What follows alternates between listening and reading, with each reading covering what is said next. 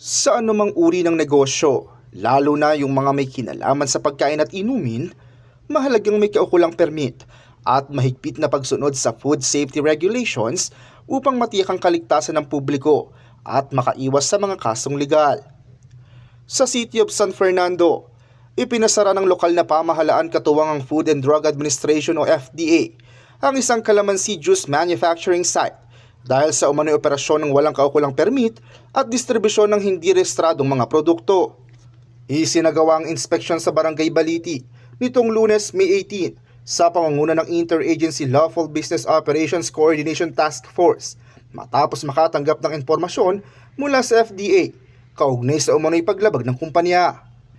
Dahil dito, agad na pinatawan ng closure order ang establishmento matapos madiskubre na wala itong valid business permit.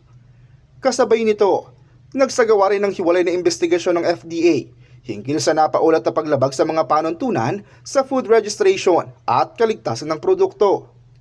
Ayon sa mga otoridad, mahalagang nasusunod ang mga requirements sa permits at food safety upang maprotektahan ang mga mamimili. Binigyang diin ng mga kinauukulan na magpapatuloy ang kanilang monitoring at enforcement operations laban sa mga negosyong hindi sumusunod sa legal at sanitary requirements sa syudad. Hinimok naman ng publiko na i-report ang mga kahina-hinala o illegal na operasyon ng negosyo sa lungsod. Raymond Tasoy, CLTV 36 News.